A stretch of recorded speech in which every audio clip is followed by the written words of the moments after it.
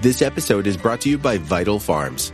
Isn't it bullshit to have to question where your food comes from? At Vital Farms, you can trace your pasture-raised eggs all the way back to the source, the pasture. On the side of each pasture-raised carton of eggs, you'll find the name of the farm where your eggs were laid. And when you look the farm up on their website, you'll get a peek at all the sunshine, fresh air, and open space the hens enjoy. Learn more and find out where to buy them at vitalfarms.com. Vital Farms, keeping it bullshit-free.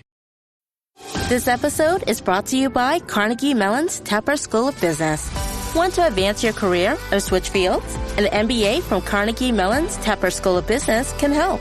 Earn your degree from a top-ranked business school with a thought-provoking curriculum, one-on-one leadership coaching, support from experienced career counselors, and full-time, online hybrid, and accelerated MBA formats. Join the intelligent future. Visit cmu.edu/Tepper to learn more. What's up, y'all? It's Wayne. Check out Undisputed every Friday to hear my hottest takes from the week in sports. From the Cowgirls to Coach Prime to LeBron. Undisputed is your go-to for the best sports debates from me, Skip, and the crew. Tune in and follow us on foxsports.com, the Fox Sports app, YouTube, and anywhere you listen to podcasts. Reboot your credit card with Apple Card, the credit card created by Apple. It gives you unlimited daily cash back that you can now choose to grow in a high-yield savings account that's built right into the Wallet app. Apply for Apple Card now in the Wallet app on iPhone and start growing your daily cash with savings today. Apple Card subject to credit approval. Savings is available to Apple Card owners subject to eligibility requirements. Savings accounts provided by Goldman Sachs Bank USA. Member FDIC. Terms apply. This episode is brought to you by Klaviyo, the platform that powers smarter digital relationships. With Klaviyo, you can activate all your customer data in real time, connect seamlessly with your customers across all channels, guide your marketing strategy with AI-powered insights, recommendations, and automated assistance. Deliver experiences that feel individually designed at scale and grow your business faster. Power smarter digital relationships with Klaviyo. Learn more at klaviyo.com/Spotify. That's KLAVIYO.com/Spotify. This episode is brought to you by Shopify. No matter how big you want to grow, Shopify gives you everything you need to take your business to the next level. Shopify is the commerce platform that makes it easy to show up and sell exactly the way you want to. No need to code or design. Sign up for your $1 per month trial period today. Visit shopify.com/offer23 to get started. Between the kids being home and hosting, everything in our house gets used up in summer. With Instacart, I can save money by stocking up on all my favorite summer brands. I save time by getting everything delivered in as fast as an hour. And I save myself a sink full of dirty dishes by stocking up on paper plates for the annual summer cookout. Save more on summer essentials? Spend more time enjoying summer. Add summer to cart. Download the app to get free delivery on your first 3 orders. Offer valid for a limited time. Minimum $10 per order. Additional terms apply. Welcome to the Human Capital Innovations Podcast, where your source for personal, professional, and organizational growth and development, where we share original research, explore industry trends, and interview executives and thought leaders from across the globe. We hope you join us often for practitioner-oriented content around all things related to leadership, HR, talent management, organizational development, and change management. Maximize your personal and organizational potential with Human Capital Innovations Podcast.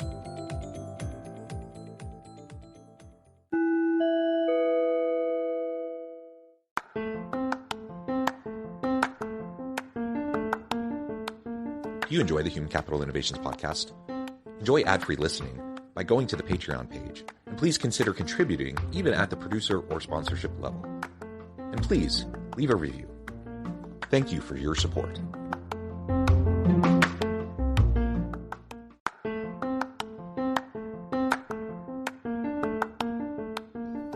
Welcome to the Human Capital Innovations Podcast. In this HCI podcast episode, I talk with Dave Patnaik about the future-focused leader.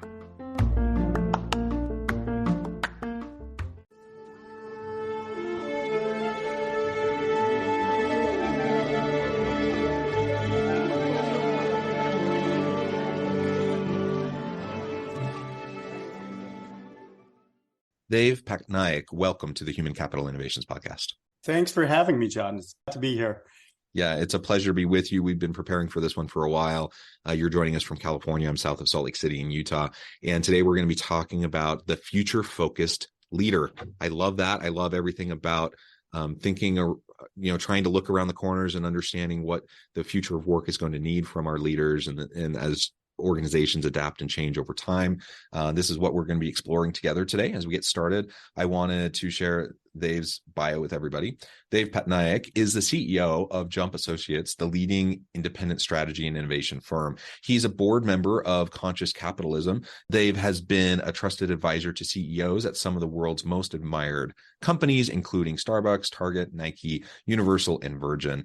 He is a frequent keynote speaker at major forums, and his writing has appeared in Business Week, Forbes, Fast Company, and many others. He is the author of the book Wired to Care, named one of the best books of the year by both Fast Company and Business Week. Malcolm Gladwell called Wired to Care just what we need for the lean years ahead.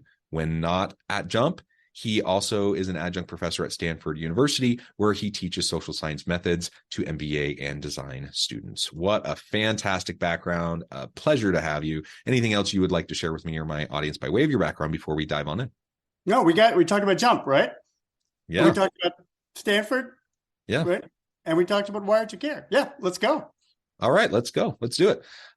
So at a time when companies are very much focused on what's happening this quarter, this coming year, immediate results. It's time to say goodbye to hold music and say hello to fast customer support with Service Cloud. With trusted AI and data working together, you can skip long wait times and deliver efficient, personalized service right away, all while keeping support costs low and more customers happy. Reimagine your customer support with the #1 AI CRM for service. Learn what's possible at salesforce.com/products/service. Rehearsals for the school play were really coming along. Bigger smile, Mr. Squirrel? Until a custodian accidentally threw away the costumes. Oh no! Everyone was rattled. Miss Garrity forgot how to play. And the Queen of the Hedgehogs almost quit. Find a new queen! But replacement costumes were shipped with FedEx. And with added peace of mind from picture proof of delivery, everyone could focus on the perfect opening night. FedEx, where now meets next. For residential delivery only. You say it's essential for leaders to be more future focused. Tell us what you mean by that and why it's important to be thinking 5 to 7 years down the road, not just this quarter or even just this year. Yeah, I wish we could focus just on the now, right? But when you look back at companies and where they fall away, when they run into trouble, where they hit the skids, it's usually because they missed the future, right? It's usually stuff is going on that is beyond the great job that they're doing today, and then I always use the metaphor. That's when they get fracked. That's a reference to Battlestar Galactica, right? It's definitely in Battlestar Galactica. Just think about the whole hydraulic fracturing thing. Where right. It's a great metaphor. I mean, imagine you're a farmer in Ohio or Pennsylvania or something, and your family's had that farm for 3 generations, and you're a really good farmer. But unbeknownst to you, somebody is breaking shale rock a mile underground underneath your farm, and it is leaching up all sorts of chemicals. And you may be a really great farmer, but because of that, you wake up one morning and you turn on your faucets and your water lights on fire and you have to move, right? You have been fracked, right? And I think it's just it's a horrible situation. But it's a powerful metaphor for what companies go through, which is that you may be doing an excellent job of getting things done, of executing on your core business. But unbeknownst to you, there are exogenous forces that are going to completely disrupt what you're doing. And you have to pay attention to those things, right? You have to show up at the town hall when people are talking about drilling shale rock underneath your farm. And if you don't pay attention to those things, you're going to have to move. And those things are always there, right? And sometimes they don't amount to much, but other times they're completely disruptive, and they can change everything. Right, and it's so hard for people to look at that, right, and to see that, right. We've done some studies, right, on how future focused people are, how good are folks at imagining a world beyond what they're doing today, and the results are not encouraging, John. Right? The data shows that most of us are not future focused. And if we're not, how do we go about kind of shifting that and adjusting that so we can become a little bit more future focused? Because like you said, the reality is there are all these external factors. We have our own kind of locus of control, our own sphere of influence. We can have a measure of control over it, and we can at least have this perception or facade of control. Yeah. But the reality is there's so much going on externally to us that we have little to no control over. How do we start to shift people's mindsets? Because as human beings, I think we naturally resist change. We naturally want a sense of security, even if it's fake. And how do you get people to start embracing that? Well, and I think the answer is to focus on the things that you can control. And you used a really important word there, which is mindsets, right? And what is the mindset that you have? The research is pretty clear that there is about 16% of human beings who are truly future focused. They're the people that when you show them weird things that are going on in the world, they say, oh, you're right. We got to get going. We need to do something about that. That's only about 16% of us. There's another 14% of people who are, what are generally considered past-focused individuals. Those are people who their entire reality is governed by their experiences of what happened years or decades before. These are the people who tell you, John, taxi cabs are never going away. Uber is just a blip. Or, yeah, sure, Airbnb sounds cool, but look at how many people stayed in a hotel last night, right? They're the past-focused people. They're about 14% of the world that are that. But then there's everybody in the middle.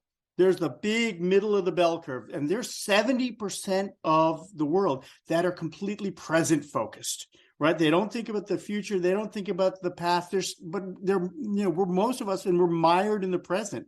And when you show them that here's what's going on in the world, here are the big things that are going to disrupt your life, most of those people who are present focused say, you're right, but we need to focus on this quarter. We need to make sure that we're blocking and tackling today. And honestly, that is the worst of all three options, right? Because with the future folks, they're going. With the past focused people, you can disprove them. With the present focused people, they have accepted your basic premise and continuing to act like the past focused people nonetheless, right? It's like you have accepted that there's a cliff ahead of you, but you're going to drive straight over it anyway. And that's most of us. And so we have to do some stuff to fundamentally rewire our brains and rewire our thinking so that we can at least start to act yourself into a mindset of being future focused.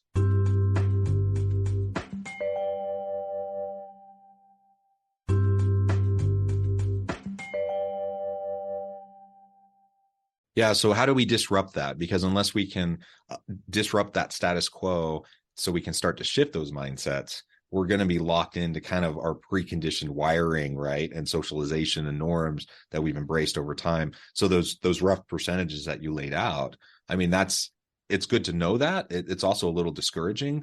It's really discouraging, I'd say. Yeah. So, but I am a believer that people can change. We can learn. We can adjust our mindset. So how do we start that process? Yeah, I mean, the need for us to change starts with ourselves, right? And say, okay, what do I do to change my own mindset, right? And this is something that, folks like Amy Cuddy, shared research with us 20 years ago on this, right? Which is that your brain controls your body, but those wires work in both directions. So if you're happy, you smile, but if you smile a lot, you're happier, right? And so you can act yourself into a new way of thinking. It is far better to act yourself into a new way of thinking than to try and think yourself into a new way of acting, right? I'll say that again, act yourself into a new way of thinking. So if you know that as a leader, you need to be future focused, what does that look like? It means, well, let's start with how we're spending our time. When I spend time with senior leaders,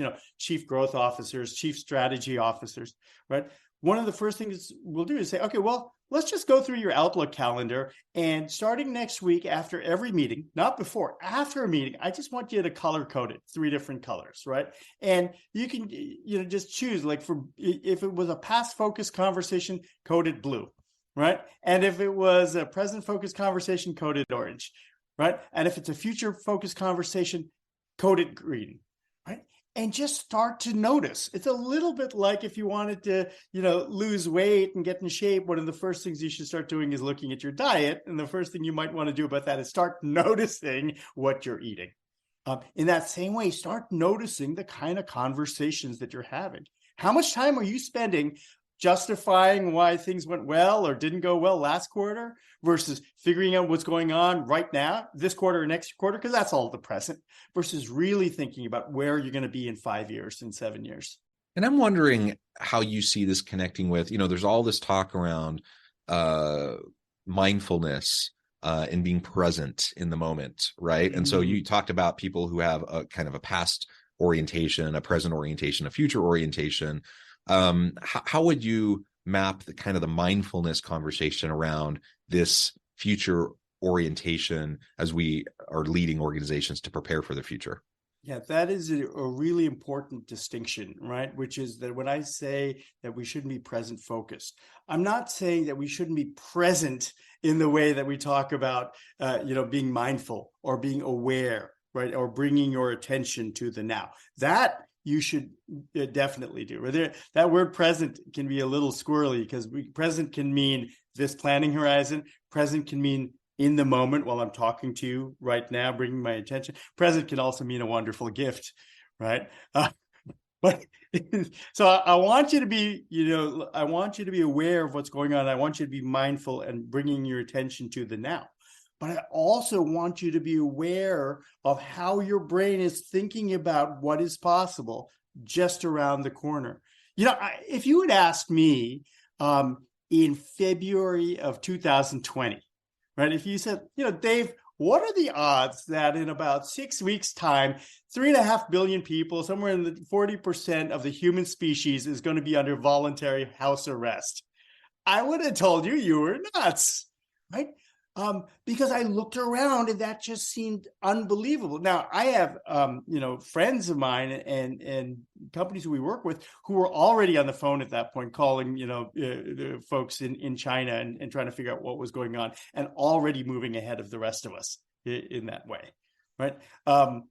So, the first step is to kind of like rest yourself out of what you're seeing in front of you as the defining mindset that you have. So if we're starting to work on ourselves, to go through that shift, to develop these new mindsets, I think that's the first step. But it's not enough for a given leader in an organization to develop that mindset. Like we have to model it for our teams, and we have to really generate a similar type of mindset and approach amongst the members of our teams. How do you think that leaders can go about doing that? Especially, if you have very different types of people with very different roles, very different skill sets and capabilities, doing different things for the team and for the organization. How are you going to help teams rally around this idea of a future orientation to look ahead and then spark growth? Yeah, as a leader, you need to model curiosity, right? And you have to think about like, is my culture a curious culture where we lean in when we see data that doesn't fit what we thought before? Or do we kind of lean back and say like, no, here's a good argument why we could ignore this data? And so modeling curiosity, again, act yourself into a new way of thinking. It starts with getting outside, right? And looking and seeing what's going on. For many of us, where we're spending our days now working remotely, right? You would think that would mean, wow, we could work from anywhere, or we could work from different places, and I should be experiencing all sorts of different things on a daily basis. Most of us didn't do that. What that meant was just that we're working from home, right? So it's like we're not in a cubicle, we're in our bedroom. So we traded one cage for another, right? And that didn't actually, we didn't get the real benefit of saying like, no, I have 2 or 3 conference calls that I need to do today. And so I have to be, on this little box, but I can get outside. I can go to see other things. I can be in a different place. And it doesn't have to be, I have to, start taking my calls, from the Maldives or something like that. It could just mean, working, from a coffee shop on the other side of town where I never go to, right? But modeling curiosity starts with getting outside and feeding your head. Yeah. And to that point, so I'm a university professor. I do consulting stuff on the side. And I was on sabbatical last spring. So I literally have no university responsibilities. I'm just doing consulting work, writing projects, etc. I can literally be anywhere, do anything I want. But and by this point, lockdowns have eased and the pandemic is a little bit more under control. At least we have vaccines and such. And I could do anything. I could go anywhere. I could work anywhere. I actually had plans to do that. Yet I also have other constraints, so I have family constraints. I have other things and it just ended up being easier to just be at home in my home office. And that's what I did 80% of the time. Now I did get out sometimes and I did try different things and I did travel a little bit, but not nearly as much as my initial intention was because it was just easier.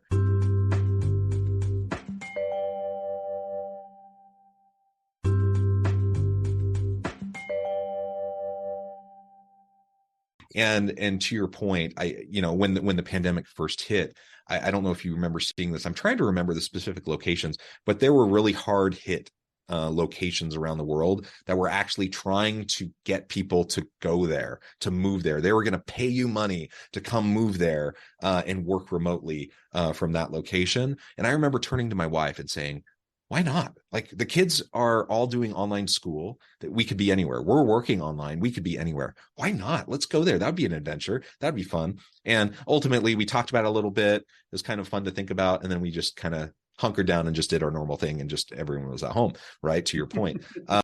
So kind of a missed opportunity, right?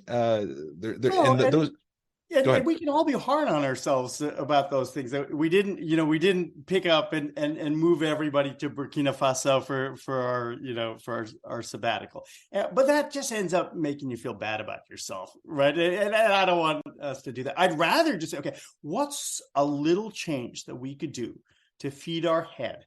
Right, William Gibson, said this years ago. Said that the future exists today; it's just unevenly distributed. There are other people wherever you live right now who are doing things, who are behaving in ways that are weird to you and I, but are going to be doing things like that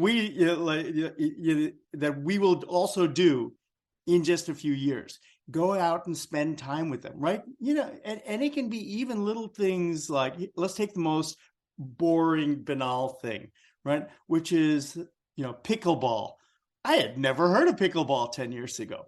What is that crazy thing? It seems to be pretty important. It seems to be something that is on trend. There's a lot of people who are ripping up tennis courts to turn them into pickleball courts. If I am remotely interested in what's going on in culture, if I'm really interested in healthy aging, if I'm really interested in athletics, let's say I work for a company like Nike, I ought to go check out a game of pickleball, right? Even though I might think that's a stupid idea, I might end up playing it 5 years from now. So I should probably go check it out today. Right. So you're right. We should have all gone off to the Maldives, for our sabbatical, but maybe we can just go check out pickleball this weekend and feel less bad about ourselves. Yeah. Start small, right? And everyone has various reasons for why you do or don't do those things, right? But start small. There are things you can do right now and getting out and trying new things. And I like how you said earlier, just stay curious, stay inquisitive. If you're doing that, I think you're you naturally have a growth and learning mindset, and that becomes contagious for your team, because you just act differently with them, you treat them differently, you interact with them differently, and you expect different things from them when you want a learning environment and a growth culture, all of which is going to help you be more future focused. That's exactly right. And you can encourage this in your teams, right? Just say, for instance, at Jump where I work, we are all about learning and growth, right? So every week at our all hands meeting, we just ask one question of everybody, right? Which is like, what did we learn last week?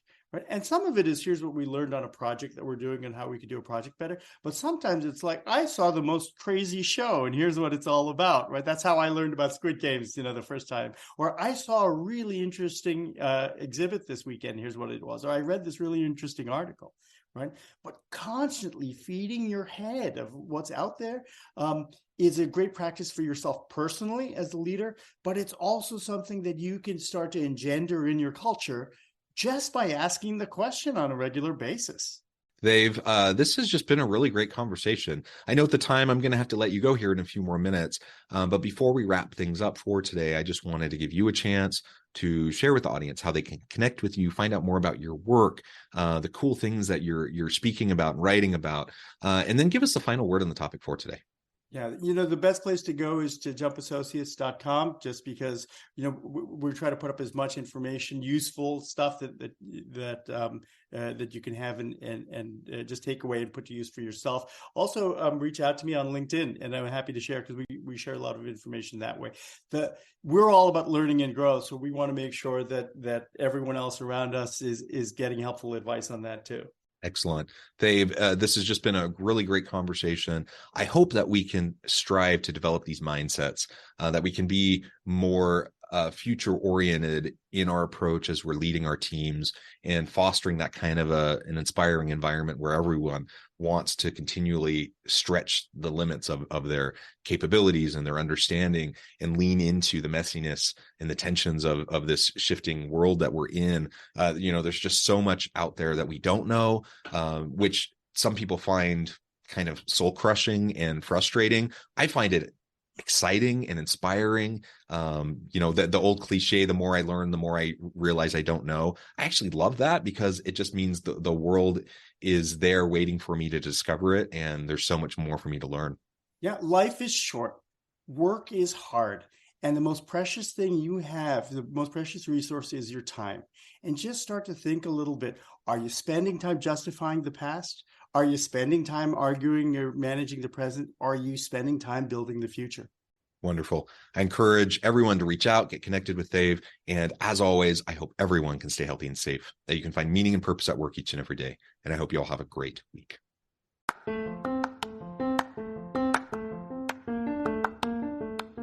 If you enjoy the Human Capital Innovations podcast, enjoy ad-free listening by going to the Patreon page. And please consider contributing even at the producer or sponsorship level.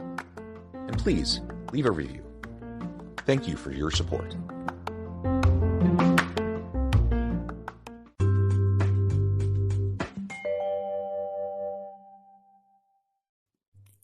Thanks again for joining us for this episode of the Human Capital Innovations podcast.